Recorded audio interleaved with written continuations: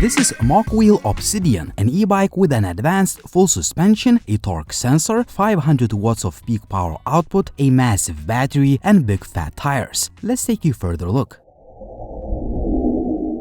The bike comes in a Mokwheel branded box and it arrives safely packed with no transportation damage. All the accessories are safely packed in a dedicated box. You get all the parts that need to be assembled, tools, a charger, a cable, a set of keys, and so on. All the bolts and other stuff are nicely packed in separate bags. The manufacturer provides quite a few spare parts, including a set of brake pads. It took me about 20 minutes to fully assemble the bike. If you need help, check out the manufacturer's easy-to-follow tutorial. At the time of this video, the bike costs 19.99 euros in the EU. You can get an additional discount with a coupon code that you'll find in the video description down below.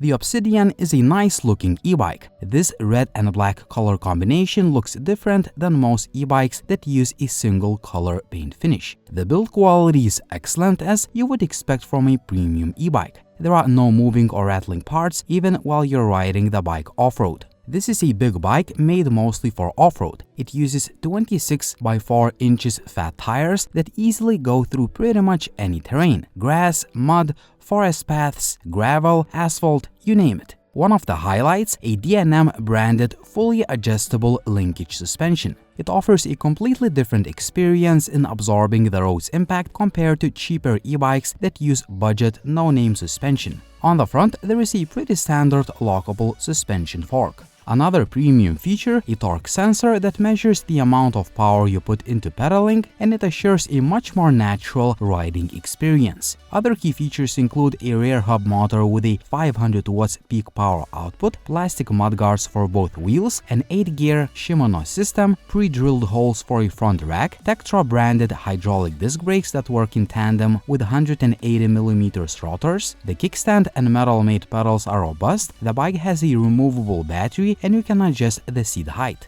The bike has very nice leather handlebar grips. These gel inlays add an extra layer of comfort. The bike's LCD has a nice backlight. It allows you to choose from 0 to 5 power assist levels. It also shows information like speed, battery, trip distance, odometer, voltage, and other information. Pressing and holding the arrow down and light keys changes the interface. Pressing the light switch turns on the front light, which I found to be very nice and bright for night riding. The taillight is also nice and bright, and it has several illumination modes. Unfortunately, it's a separate unit that is not connected to the bike's main battery, which is one of the bike's shortcomings. Another flaw, there is no built-in electric horn. On the other hand, the mechanical ringer is simple but pretty effective. Here is an audio test.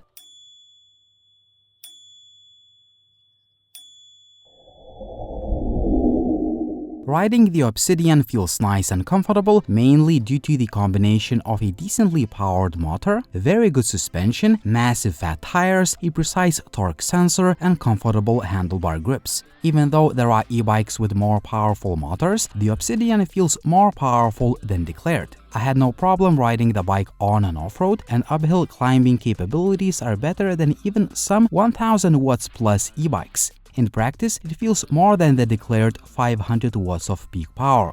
The speed is limited to 25 km per hour, and I kept it locked to comply with local laws. You can reach higher speeds when pedaling manually, but the motor assistance cuts off at 25 km per hour. The torque sensor is very accurate. It allows you to reach the top speed in no time, and it offers a smooth riding experience. There is no motor assistance delay when you start pedaling compared to cheaper cadence sensors. The bike feels very stable and smooth no matter the speed and the terrain you ride it on. Keep in mind that the EU model that I have does not have a throttle, so you should always rely on pedaling. You can do all sorts of adjustments on the rear suspension, but I found the factory preset to be very good.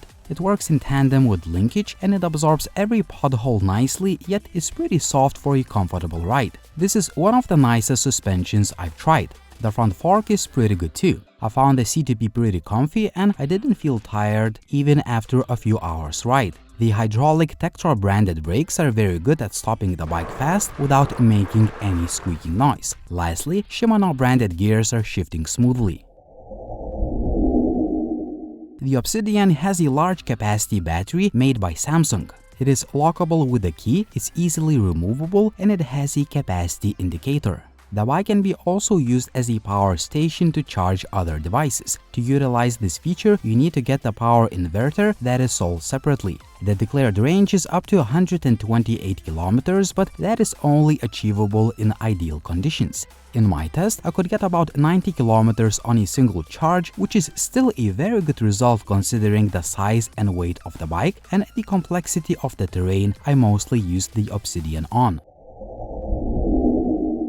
All in all, the Mokwheel Obsidian is a beast of an e-bike for all sorts of terrain. The flaws I could mention include the rear light that uses a separate power source, which means you need to recharge it separately. Also, I wish the bike used an electric horn instead of the mechanical ringer. Other than that, the Obsidian has a lot to like. Premium D&M linkage suspension, nice design and good build quality, very accurate torque sensor, a large capacity battery, massive off-road tires, and good hydraulic brakes. All of that translates to good riding experience, and you always know that the bike can handle any terrain you throw at it. All in all, despite a few flaws, I can recommend the Mokwheel Obsidian as a beast of an e-bike for off-road and road use. What do you think about the Mokwheel Obsidian? Would you buy this e-bike or would you choose another option? As always, like the video if you liked it, please subscribe to the channel if you haven't already, and as always, it was Linus, thank you for watching and see you soon.